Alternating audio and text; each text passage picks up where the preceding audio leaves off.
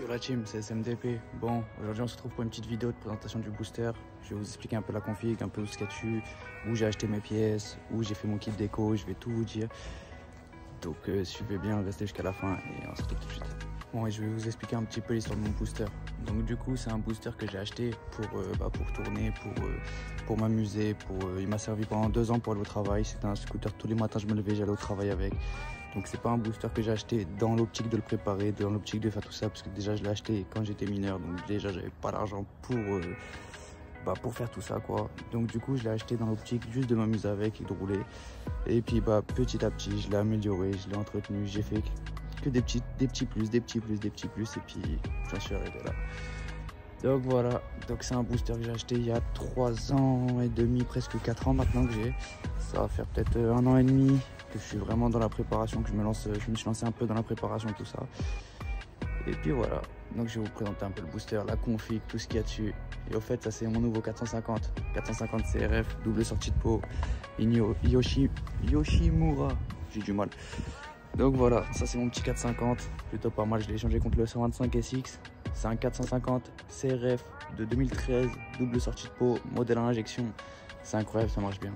Si vous voulez des vidéos d'ailleurs avec le 450 en cross, dites-le moi, n'hésitez pas, je vous ferai de la petite vidéo, je vous ferai du contenu avec aussi.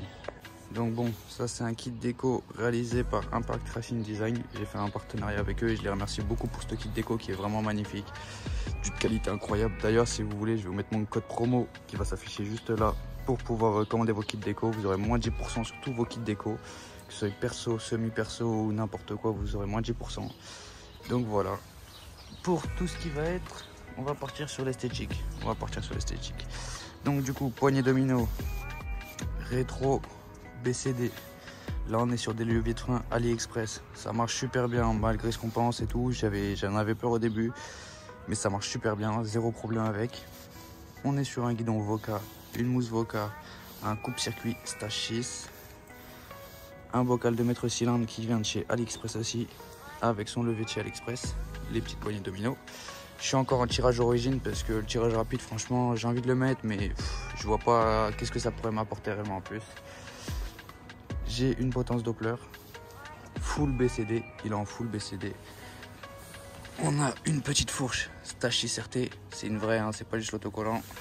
C'est une petite fourche Stage 6 RT qui est juste magnifique et qui est introuvable aussi. Pour le freinage, on a un disque Stage 6 qui est en 240 si je ne me trompe pas. C'est un genre de 13 pouces, donc on l'a adapté, on l'a poncé, on l'a équilibré, on a fait un travail de malade dessus pour l'adapter sur une jambe 12 pouces. Donc ça c'est magnifique. On a un petit air trié RPM qui vient de chez AliExpress aussi. Ça marche super bien, le freinage il est incroyable, j'ai jamais eu un freinage comme ça sérieusement. La durite de frein qui monte jusqu'à là, AliExpress pareil. Donc voilà. Pour qu'est-ce que je vais pouvoir vous dire d'autre? L'optique c'est moi qui l'a fait. J'ai pris des planches de covering jaune et rouge que j'ai découpé et que j'ai raccordé. Donc ça c'est fait par moi-même. Donc voilà. Pour ce qui est du coffre, alors mon coffre je l'ouvre par ici déjà. Hop, parce que si comme vous pouvez voir, j'ai plus de serrure. J'ai un coupe-circuit, donc j'ai plus de serrure pour ouvrir mon coffre. Donc voilà. Pour mon radiateur, parce qu'il est en Spitro, j'ai fait une petite adaptation avec la batterie qui est juste en dessous. J'appuie ici. Et comme vous pouvez entendre, la pompe à eau, elle est en train de tourner. Donc voilà. Pour ce qui est du coffre, on va passer à la config maintenant. Donc du coup, on a un petit kit 70 Polini Big Evo. Bien sûr, il est en Spitro, donc moteur à refroidissement par liquide. On a un carbu de 28 Sunworld. Il est réglé tout d'origine. Le seul truc que j'ai modifié dessus, ça va être le ralenti. Comme vous pouvez voir, je l'ai un tout petit peu augmenté, puisqu'il était un tout petit peu trop faible. On a la mousse Malossi et ma chère, qui fait largement le travail. Elle est parfaite, le bruit il est incroyable. Un amortisseur que je pourrais pas vous décrire, qu'il faudrait que je resserre d'ailleurs. Un amortisseur que je pourrais pas vous décrire parce que je sais pas exactement de quelle marque c'est. Donc voilà. Pour ce qui est de la variation, voilà ce qui est de la transmission. On a un variateur full Stage 6 RT avec les galets de 5 grammes 1. Pour la partie embrayage, on a une cloche Stachys, un embrayage Stachys RT, un correcteur de couple mollo aussi ma chère, le petit coffre de transmission Stachys RT, c'est magnifique. Donc là on est quand même sur une belle configuration niveau variation. Franchement je trouve ça juste magnifique. Le correcteur mal aussi ma chère rouge, il est incroyable. Franchement c'est super beau. Donc voilà. Là on a un petit bouchon de carter d'huile Stachys qui est parfait pour les meetings, parce que pour ceux qui savent pas, je vais vous expliquer après pour aller sur un meeting, parce qu'on passe un contrôle technique obligatoirement avant de rouler sur piste, ce qui est obligatoire. Pour ce qui est des mâchoires de frein, actuellement c'est des Mallossier ma chère. Donc, le vélo aussi, je vous ai pas dit, c'est un Stachys RT, c'est en axe de 12, je pourrais pas vous dire exactement c'est lequel, mais c'est un Stachys RT. La pompe à eau, on est sur une pompe à eau Bosch, donc elle fait très bien le travail, c'est magnifique.